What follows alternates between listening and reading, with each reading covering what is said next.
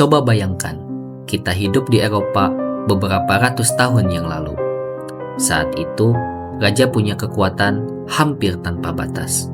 Ia dianggap dipilih langsung oleh Tuhan, sehingga keputusannya tidak boleh digugat. Gereja juga punya pengaruh besar dalam politik. Kalau ada yang berani mengkritik, risikonya bisa sangat berat. Rakyat tidak punya ruang untuk menentukan arah negara.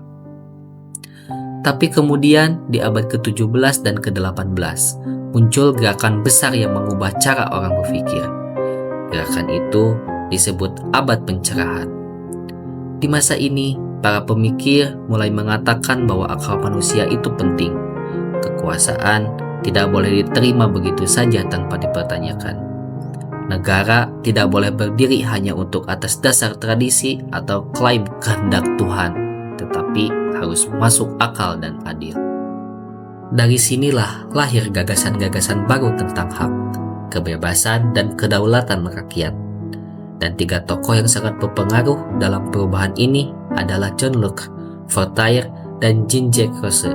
Pada kesempatan kali ini, kita akan membahas terkait abad pencerahan dan pemikiran Locke, Voltaire, dan Rousseau yang mengubah konsep negara. Ayo kita simak.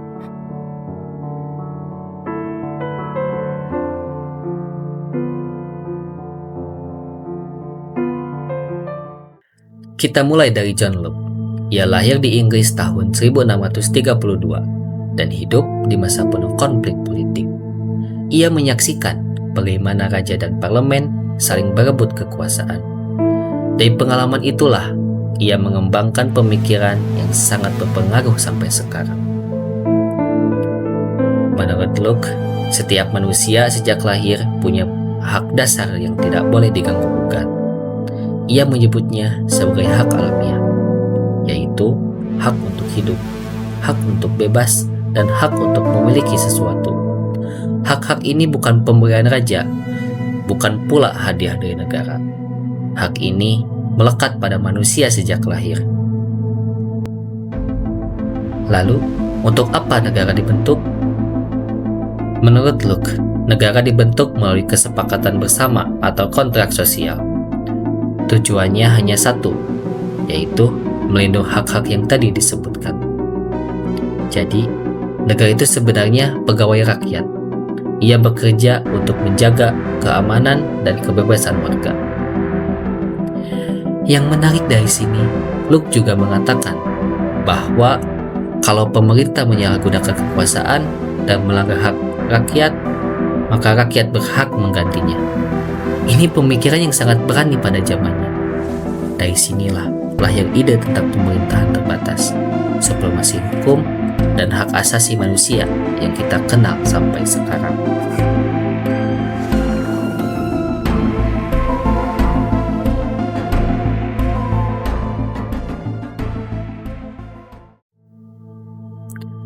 Sekarang kita pindah ke Perancis. Kita akan berkenalan kepada sosok Voltaire. Ia hidup di masa ketika Raja Prancis sangat kuat dan gereja punya pengaruh besar dalam mengatur kehidupan masyarakat. Voltaire pernah diasingkan ke Inggris. Di sana, ia melihat sesuatu yang berbeda. Ia melihat adanya kebebasan berbicara yang lebih terbuka dan toleransi beragama yang lebih baik dibandingkan negara sendiri. Pengalaman itu membuatnya semakin kritis terhadap sistem di Perancis. Voltaire percaya bahwa kebebasan berpikir itu sangat penting. Menurutnya, negara tidak boleh memaksakan keyakinan agama kepada rakyat. Hukum harus dibuat berdasarkan akal dan berkeadilan, bukan berdasarkan fanatisme atau dogma semata. Ia juga sering mengkritik penyalahgunaan kekuasaan dengan cara satir lewat tulisan-tulisannya. Walaupun Voltaire tidak merumuskan teori kontrak sosial secara sistematis seperti Locke dan Rousseau, pemikirannya punya dampak besar bagi kita. Ia membantu membuka jalan bagi gagasan tentang kebebasan sipil, toleransi, dan pentingnya membatasi kekuasaan negara. Tokoh berikutnya adalah Jean-Jacques Rousseau. Ia lahir pada tahun 1712 dan menjadi salah satu pemikir paling radikal di zamannya. Dalam bukunya terkenal, yaitu The Social Contract, ia menulis kalimat yang sangat terkenal. Manusia dilahirkan bebas, tetapi di mana-mana ia terbelenggu. Russell melihat bahwa sistem politik saat itu tidak adil. Raja berkuasa penuh, sementara rakyat hampir tidak punya suara. Ia lalu mengatakan sesuatu yang sangat revolusioner. Kedaulatan itu bukan milik raja. Kedaulatan ada di tangan rakyat. Menurut Russell, negara terbentuk karena adanya kontrak sosial. Tapi, berbeda dari Locke yang fokus pada perlindungan hak individu, Russell menekankan kehendak umum atau general will. Kehendak umum adalah kepentingan bersama seluruh rakyat, bukan kepentingan kelompok ataupun elit saja. Artinya, keputusan politik yang benar adalah keputusan yang mencerminkan kepentingan bersama.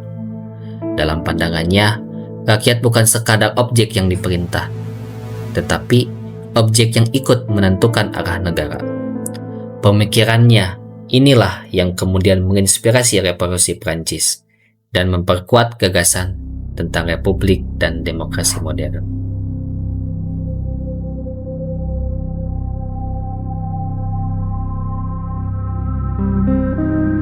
Kalau kita lihat bersama, ketika tokoh ini membawa perubahan besar dalam cara dunia memahami negara. Sebelum abad pencerahan, kekuasaan dianggap turun dari Tuhan dan berada di tangan raja. Setelah pencerahan, kekuasaan mulai dipahami sebagai sesuatu yang berasal dari rakyat. Locke menegaskan bahwa negara harus melindungi hak individu. Voltaire memperjuangkan kebebasan berpikir dan membatasi campur tangan agama dalam politik. Russell menekankan bahwa kedaulatan ada di tangan rakyat dan negara harus mencerminkan kehendak umum. Dari sinilah lahir konsep negara modern. Negara yang dibatasi oleh hukum, menghormati hak asasi manusia, dan mendapatkan legitimasi dari rakyat. Demokrasi, konstitusi, pemilu, dan kebebasan berpendapat yang kita kenal sekarang tidak lepas dari pengaruh pemikiran mereka.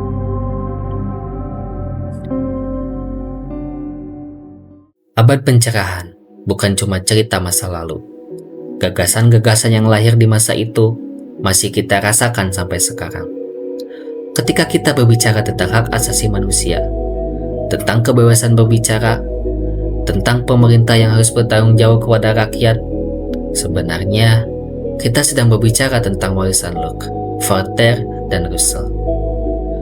Mereka mungkin hidup ratusan tahun lalu, tapi ide-idenya tetap hidup dalam sistem negara modern. Dari dunia yang dikuasai raja absolut, manusia bergerak menuju dunia yang lebih rasional, lebih adil, dan lebih menghargai kebebasan. Dan mungkin pertanyaannya sekarang bukan lagi dari mana kekuasaan berasal, tetapi apakah kita sudah menggunakan kebebasan dan hak itu dengan sebaik-baiknya?